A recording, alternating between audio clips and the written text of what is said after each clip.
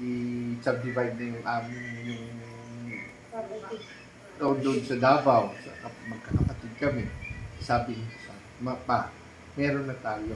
Bigay mo na yung Sabi ko nga sa kanya.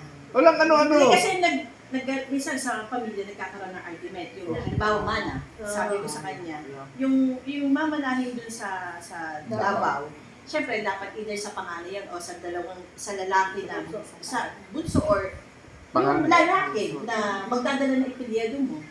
Eh sabi ko sa kanya, parang gusto ibigay ng parents siya sa bunsong babae. Siyempre, iba na yung ipilyedo noon.